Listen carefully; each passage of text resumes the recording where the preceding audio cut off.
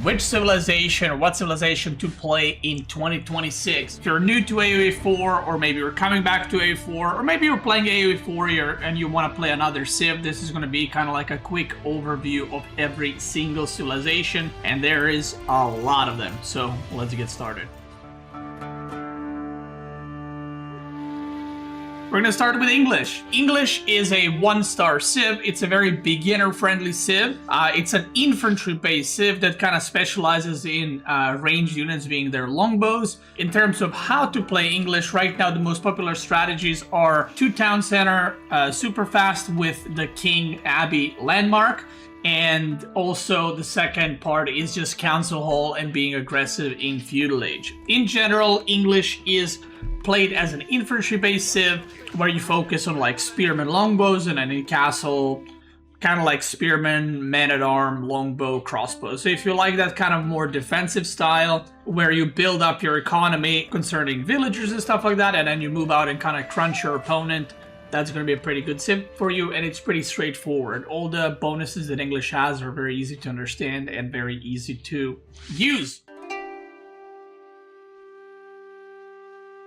Next one is going to be French. So French is as well another 1-star civ, which means it's very beginner friendly. You want to make a lot of units, you want to put pressure on the map, so you're not like English defending and just chilling in your base. You want to go aggressive. Your kind of bread and butter is going to be the French knights in Feudal Age. So they have very good knights, so you want to continue making those throughout the ages. You want to put pressure on your opponents. It's an aggressive civ. So if you're someone that likes to be out on the map, take the map control, deny opponent from resources or food, and have early fights where you kind of want to make your micro shine, then French is a civilization for you. Same thing with their macro. I feel like it's pretty straightforward. It's nothing complicated. And just like English, all their bonuses are pretty straightforward, easy to understand, and easy to use. Next, let's talk about Rus. So Rus can be played as a cavalry, but it can also be played as an infantry civ. In Imperial, it focuses on Streltsy, which are their hand cannoneers, but in Feudal or maybe Castle Age, they focus a lot more on cavalry, using a lot of horse archers, which is their cavalry archers. So they're very fast, they do more damage than the archers, but they're also more expensive. So the way Rus is usually played is kind of defensive in Feudal Age. You want to get to Castle Age so you can unlock the horse archers as fast as possible, take relics, and take map control later in the game. So it's kind of like survive first, take map control a little bit later, and just pump out a lot of units. Their Imperial Age is very strong because of Streltsy and because of their siege. In terms of difficulty, Rus used to be a 2-star civ, but this hasn't changed since the release of the game because you used to need to kill the wolves and the deer around the map.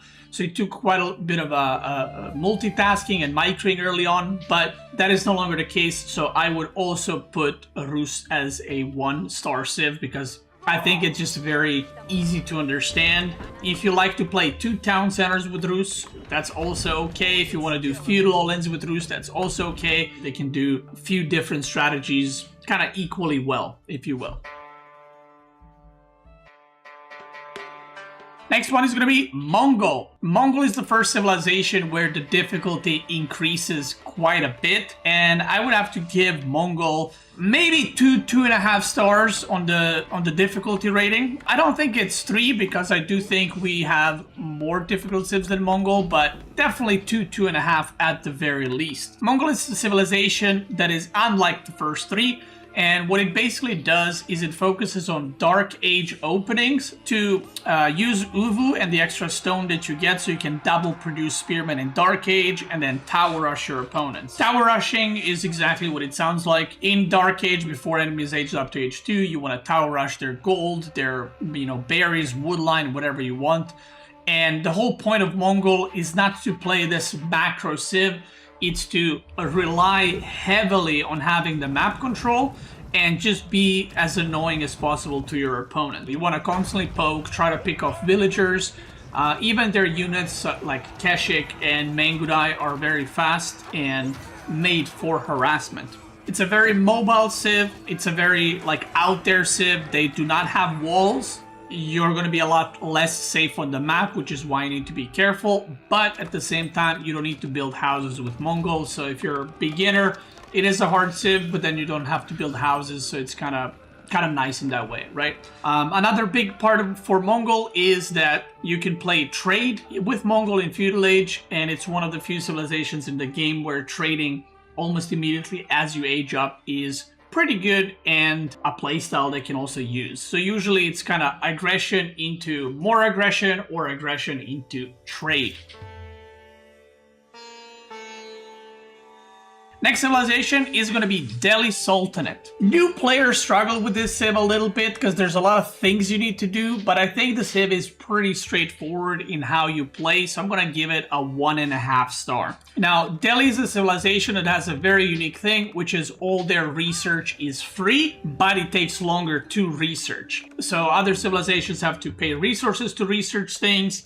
Delhi does not. Everything is free, except obviously units and buildings. The point of Delhi is to capture sacred sites in Feudal, and it's the only civilization in the game that can capture sacred sites in Feudal Age. When they do capture sacred sites, there are points on the map, they will get a lot of gold, so their economic bonus as a civilization is basically upgrades being free.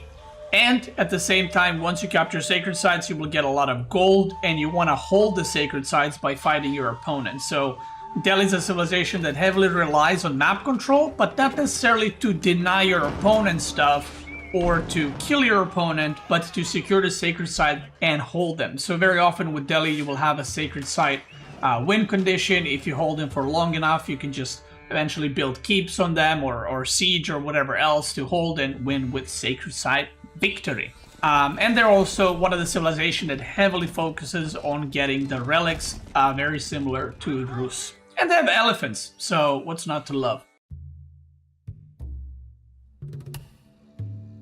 Next civilization is going to be Abbasid. Now this is the first civilization where you kind of need to have decent base building in terms of you need to connect your buildings all together because you get different bonuses from the House of Wisdom, which is your only landmark next to your town center. They have camels, which reduce the attack of nearby cavalry, so they're very good against heavy cavalry civs like French, for example, or Rus. Basically, their whole kind of thing is that you go for multiple town centers because there's an upgrade called Fresh Foodstuffs, which reduces the villager cost by quite a bit. So you going for 2 or even 3 town centers is very common with this civilization. It is usually not played as a civilization that's aggressive. It's played as a civilization that focuses on economy quite a lot early on, and you're usually the defensive player. So in terms of playstyle, I would say it's very similar to English out of all these civilizations so far.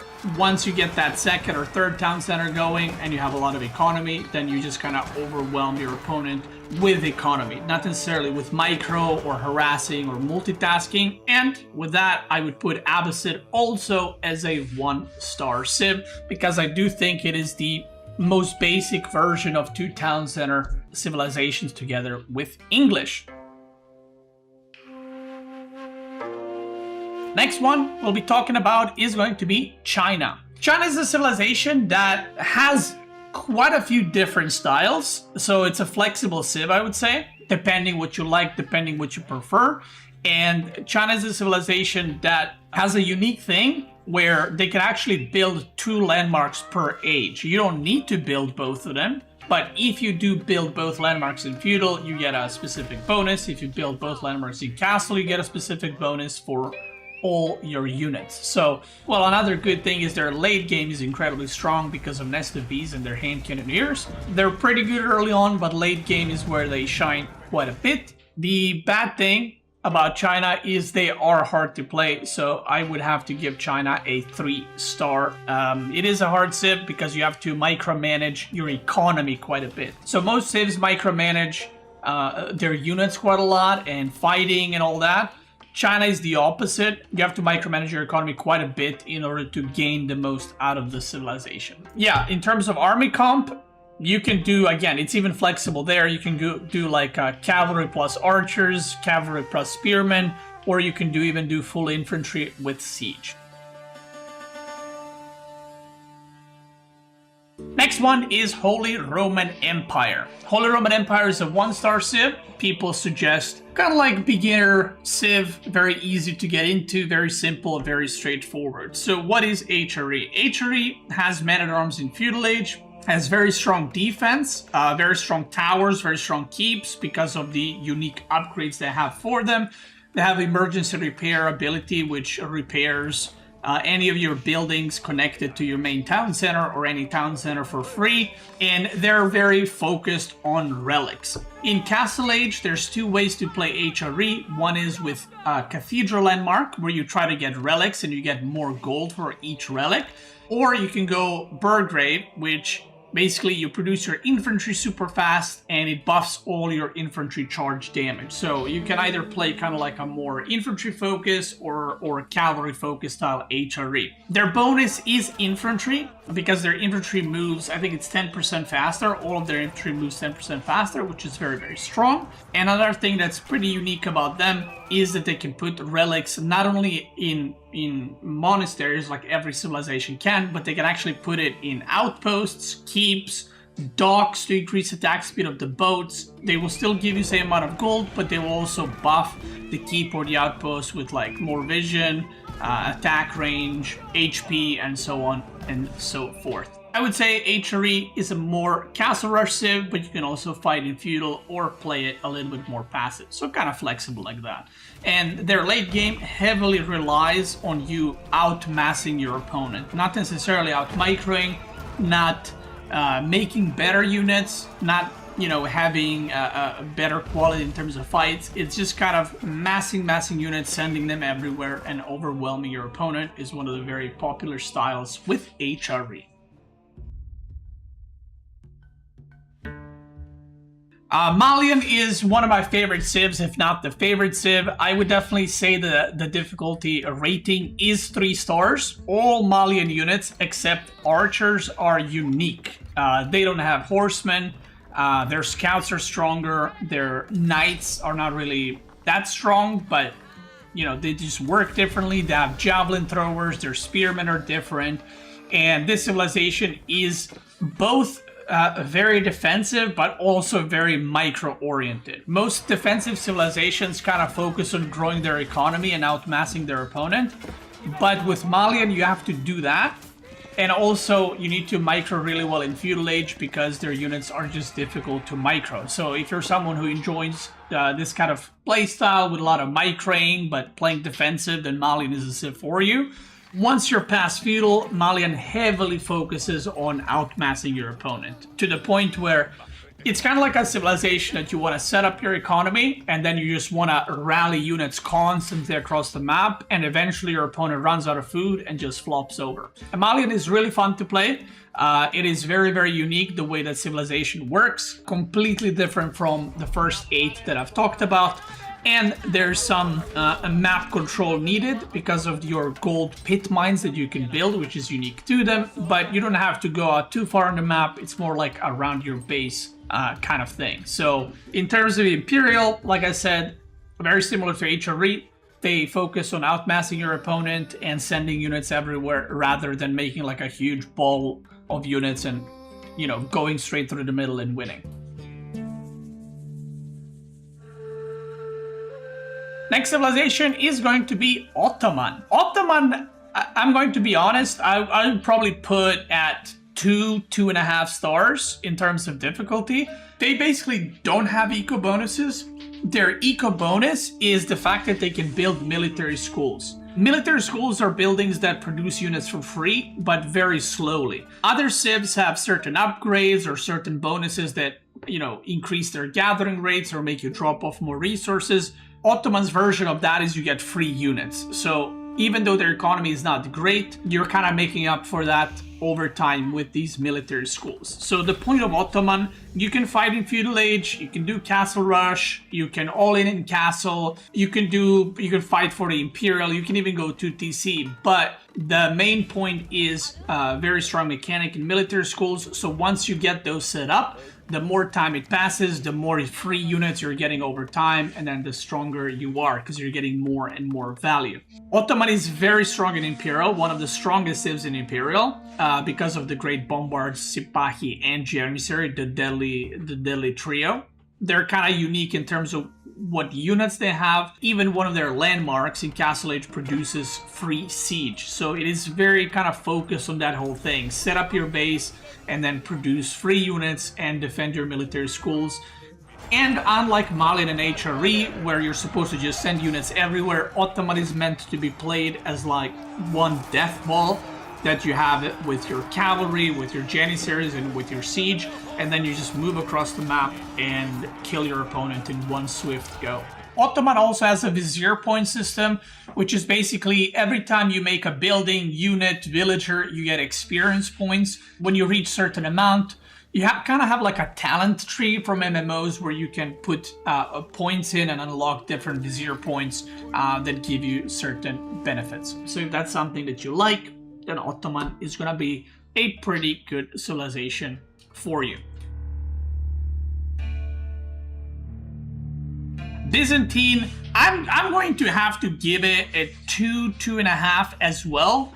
Byzantine has a unique thing as a civilization where you have to build aqueducts and cisterns in order. You need to connect aqueducts with cisterns, which basically increase your gather rates of your villagers. So the way Byzantine works, there is definitely some building planning going on where you need to put cisterns in locations where there's a lot of resources. And that way, when you connect them with the aqueducts, you get increased gather rate for all your villagers, and that's their economic bonus. So you have to use it well, which is why it's one of the harder civs, because there's a lot of things to keep in track.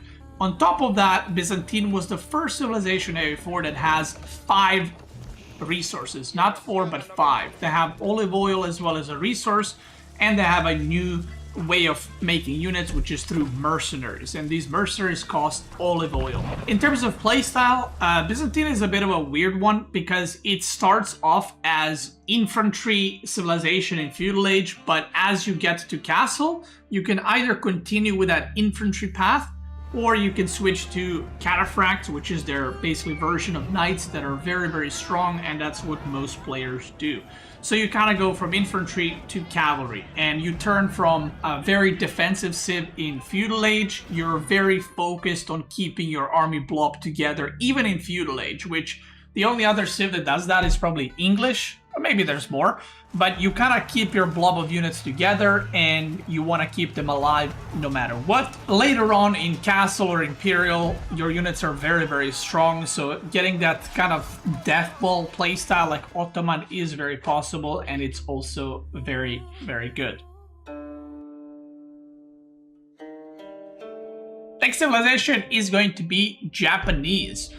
Japanese, I would say, honestly, probably 1.5 star civ. I think Japanese is pretty straightforward. I don't think there's anything super complicated with them. Basically, the way civilization works, Japanese has a unique bonus where their barracks cost 75 wood compared to 150 for other civs. So Japanese very, very frequently opens with Spearmen in Dark Age just to harass your opponent. But you don't need to actually tower rush, or you don't need to commit too much. You can just kind of make 2-3 Spearmen, bully your opponent a little bit, and then play your game on the other side. In terms of how Japanese is played after that, one of their landmarks in feudal age produces farms for free, so it's very, like, I feel like beginner friendly because it kind of sets up your economy a little bit for you. Japanese heavily relies on 2 types of units. One is, at higher level games, it's Mounted Samurai and Yumi, which is their version of archers. But I know that this is also viable and very good in lower leagues, but in lower leagues you can also go Mass Samurai, which is their version of Man-at-Arms, even in feudal age, and kind of just try to overwhelm your opponent. But Japanese in general is a very kind of like fast civ. You're supposed to move around quickly. Their archers have increased movement speed. Their mounted samurai are great, so they're usually played as a heavy cavalry civ because their cavalry is just very, very good. And they have a unique mechanic. You can produce bannermen, so you can produce a bannerman for your melee infantry, your range infantry, and for your cavalry. 3 different bannermen that increase the damage of that type of army. So if you make a cavalry bannerman, you will get bonus damage for all your mounted samurai, horsemen, and onamushas, which is another unique thing about them. It's their version of the crossbow, which is basically like a mounted crossbow, if you want to look at it that way. And they have shinobi, which are ninjas, so what's not to love? The next civilization is the first variant civilization from the second DLC. It is going to be the Ayyubid. Let me explain quickly what variants are. Ayyubid is a variant civ of Abbasid. So because Ayyubid as a civilization didn't exist, they call them variants. But it is completely different one from another in terms of playstyle, even age-ups, landmarks, and so on and so forth. If you liked Abbasid, it doesn't mean you will automatically like Ayyubid. Let me put it that way. Ayyubid is a civilization that focuses a lot on their camels, and unlike Abbasid, they have camel lancers, which are basically their knights. They have longer charge, and Ayyubid is very, very focused on doing big pushes with siege. Same as Abbasid, actually. They can produce siege on the field, but have a very strong mangonel called Manjanique that can throw fire balls at your opponent. In terms of how Ayyubid is played, if there's a flexible civ, it is this one. Because Ayyubid can age up in a landmark called House of Wisdom, and you can choose between 8 different age ups in Feudal Age. And once you age up to Feudal, the next you can choose between 6 different age ups. Once you want to go Imperial, you can choose 4 different age-ups. So the amount of options that you have is Ayyubid, and the amount of combinations that you can do from all these different age-up wings is too many. So you can focus on whatever you want, and depending what kind of style you want to do, that's usually the age-up you go with. So for example, if you want to fight in Feudal, you can either go for a Dervish wing that can heal your units, or you go for the economic wing that gives you 3 villagers and more food on your berries so you can continue fighting longer. Ayyubid is a very strong civilization into any cavalry civ because they're very focused on camels, and camels once again reduce horse cavalry damage by 20%. Their Imperial is not known to be like, unbeatable or anything like that, but it's just a very unique civ, and it's kind of hard to pinpoint where it's at. If I'm thinking right, it's the only civilization that has a unit called Desert Raider that can switch between melee and a ranged attack. I would give Ayyubid probably 1.5 star. Next one is Jushi's Legacy. Jushi's Legacy, it's easily a 3-star civ. Now, Jushi's Legacy is decently similar to China, I will say. They do have different landmarks, they have different bonuses for units, but the way you play Civilization, if you played China, you will probably be interested in playing Jushi's Legacy as well, okay? Same as China, they have increased build speed for their villagers, they have imperial officials which supervise your economy, so there's a lot of micromanagement with Jushi's Legacy, same as China, which is why it's a 3-star civ. Same as China, Jushi is very flexible. You can do feudal all-ins, you can do castle rushes, you can do 2 town center, whatever you want to do, and Jushi's Legacy has the fastest possible castle rush in the game out of any civ. I think you can start aging up at 510, 515 to castle, which no other civilization can match. So what is the difference between China and Jushi Legacy? Jushi's Legacy has better cavalry than China, and China has better siege because their siege has more HP because of their landmarks. So China is usually played maybe sometimes cavalry into a lot of infantry and siege, whereas Jushi Legacy is played with mass cavalry and then later on adding ranged units or siege. Next variant civilization is Jeanne d'Arc. Now, we already know JD is getting reworked, so depending when you're watching this, she might be already reworked, and everything I tell you now is wrong. But JD is French variation, and the reason it's getting reworked most likely is because it's almost identical to French. The only difference is, and I'm not even kidding, French produces their villagers faster, one of their bonuses, JD does not. So JD has a hero, and this is the first hero in the game with abilities, and one of the abilities is to reduce cost of your units in production buildings. Instead of producing more villagers like French does, she has ability that reduces the cost of the units. And that's kind of her eco bonus. This civilization is very, very, very focused on the hero. Very important to keep her alive. Very important to micro her well. But you can't just leave her in base and not play with her at all. You need to actually bring her out on the map, because every time you fight, she gets experience, and she has 4 different levels that she can reach. Obviously, the higher the level, the stronger she becomes. So in terms of difficulty, I would give her probably a 1.5 star. I don't think it's a 1 star like French. In terms of playstyle and build order, it is same like French, but keeping the hero alive might seem easy, like, oh, you just gotta keep one unit alive, that's it. It is a lot harder when you get into actual games, because if she dies repeatedly, then you're basically playing a civilization with no bonuses at all. Next is Order of the Dragon. Order of the Dragon is a very unique civ, very beginner friendly, very similar to HRE in terms of how beginner friendly it is, maybe even the most beginner friendly civ. Think of it this way, their units cost double, they have double the stats. Not exactly, but that's how the whole civilization idea works. Their villagers are more expensive, but they gather faster.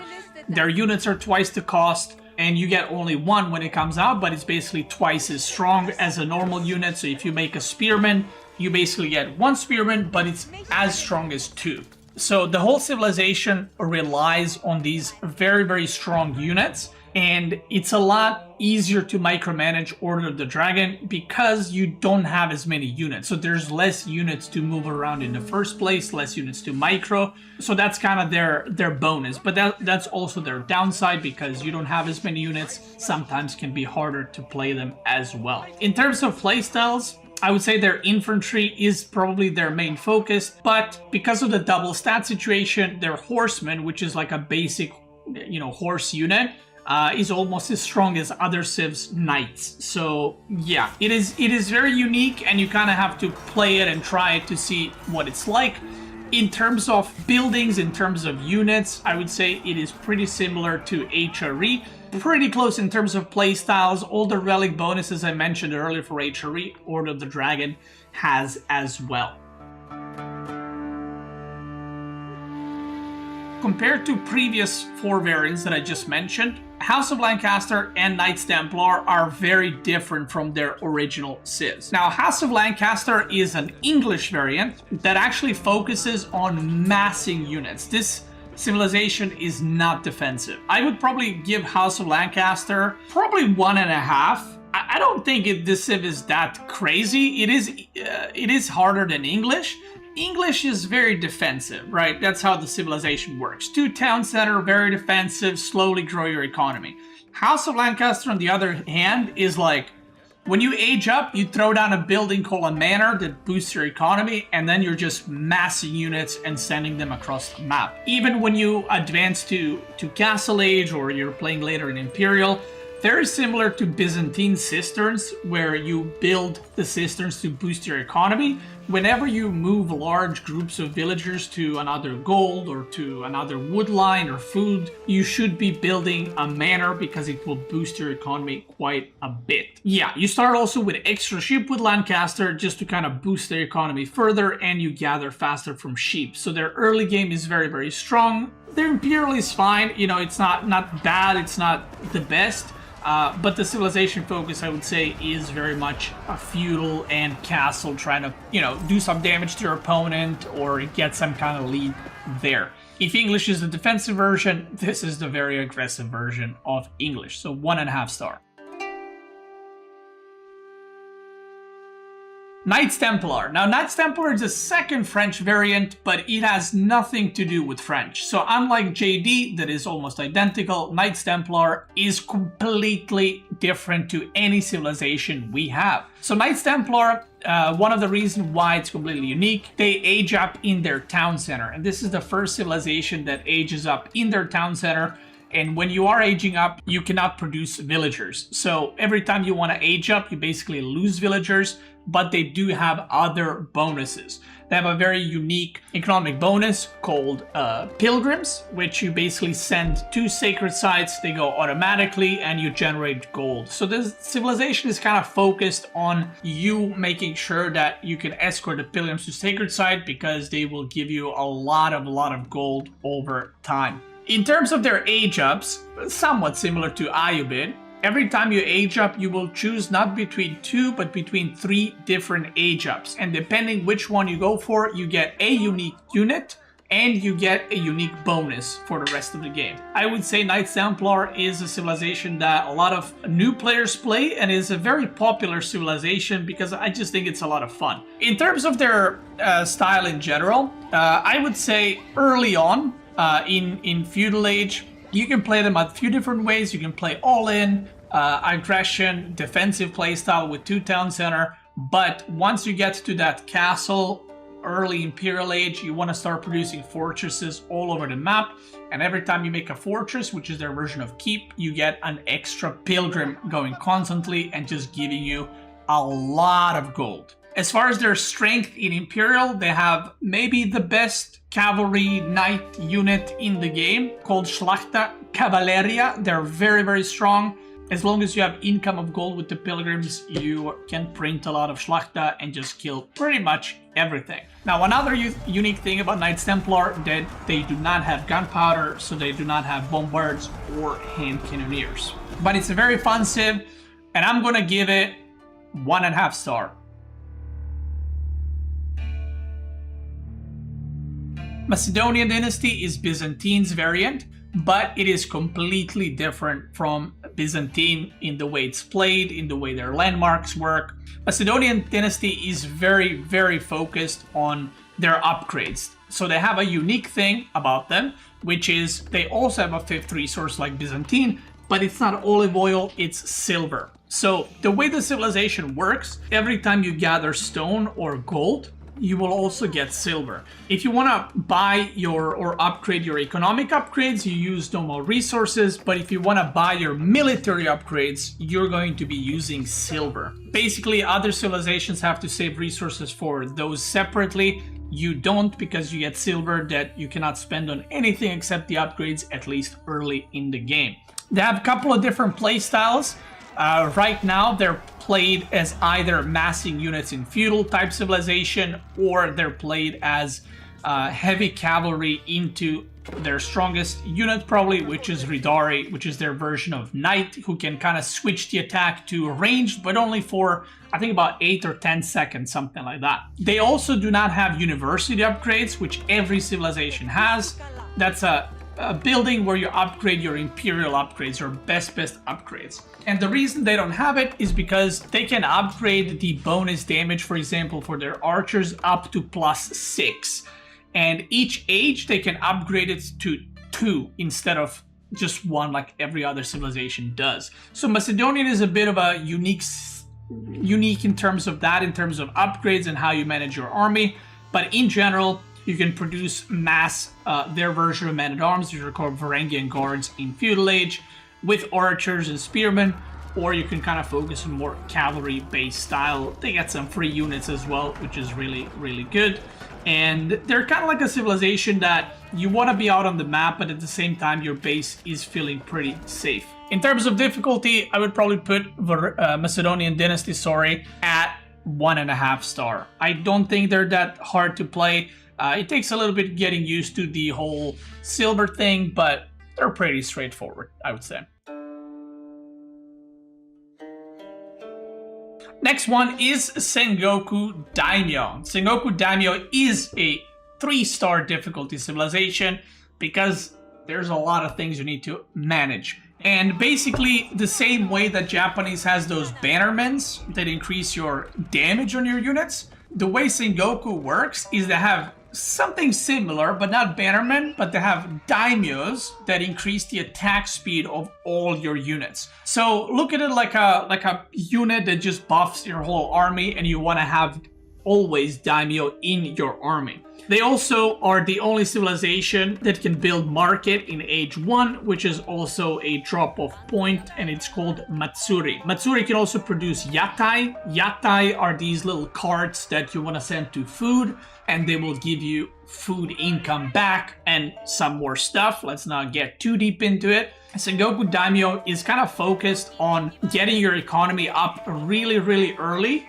with yatai, and the reason we don't really go too town center with this civ is because you already have quite a bit of an income bonus from your yatai and matsuri. People don't feel inclined to need more economy other than that. One thing you do need to do is somewhat hold map control, similar to Malian, where you don't need to hold map control on the other side of the map, but you need to control your side of the map because yatai will be very exposed to the enemy attacks. Sengoku Daimyo is a civilization that is very, very, very good with their cavalry. Both their horsemen and their mounted samurai are extremely strong. Other than that, they also have kind of like a Harry Potter activation abilities with one of their landmarks. You can reveal part of the map to make sure you know what your opponent is doing, and you can summon ninjas on the map to debuff the enemy unit. So if that sounds exciting for you, Sengoku is your civ. Next one is going to be Tuklak Dynasty. So Tuklak is the Delhi variant. Yes, it does have elephants as well, but they kind of dive a little bit more into the whole elephant thing. So unlike Delhi, they also have healer elephants and they have horsemen units, which is also elephants.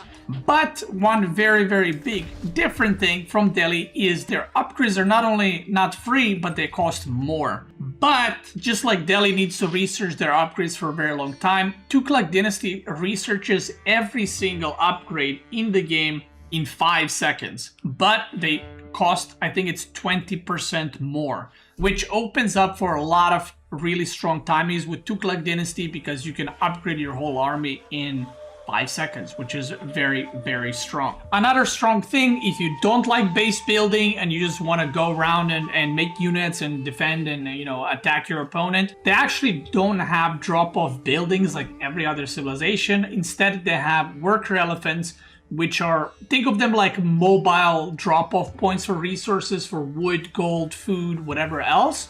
You can also have them follow the resources. So for example, as you're chopping the wood line, the worker elephants will follow and go with the villagers. So another unique thing about them is they have these Tuklak forts, which is their version of keep. They're very, very cheap. You can build them in feudal age, which is the only civilization that can build keeps in feudal age, but they're much weaker. But then you can upgrade them and you can take different governors to assign to a fort, which gives you different bonuses. So there's some kind of map control holding where you're going to put your forts and stuff like that. Oh yeah, KT can build forts in feudal too, right? But nobody does that. Tuklak Dynasty, like I said, is a Delhi variant, but plays completely differently. It is more timing oriented. You can't just mass units like Delhi and hold the map.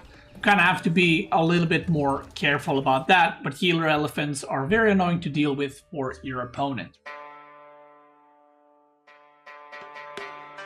And last but not least, before I die, because my throat is getting fired up, is the Golden Horde. The Golden Horde, I'm going to give it, do I give it a 2-star? 175. I don't think Golden Horde is extremely hard, but there's just some unique things about it. Somewhat similar to OTD, but in a more difficult way. So Golden Horde is the Mongols variant, and their units also cost double resources, okay? Same as OTD, but instead of getting stronger units, you get normal stats with your units, but you spawn 2. So if you make a spearman, you get 2 spearmen. If you make a villager, you get 2 villagers. So while this can be kind of easier to handle, it's also a bit of a downside because you need to wait a little bit longer for your units to pop out because they produce longer as well.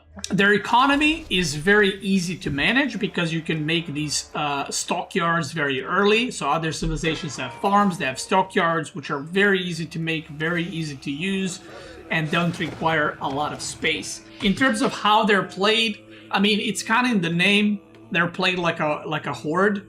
Early game, they're very slow. They kind of build up slowly, somewhat similar to Ottoman, how you need military schools to pay off. Golden Horde takes a while kind of to get started, but once you get started, it really hits the peak in maybe mid to late Castle and Imperial, because the amount of units you can produce is insane. There's a couple of upgrades that they have that allow you to produce even another unit. So when you make a Spearman that costs double the cost, instead of producing 2, you produce 3.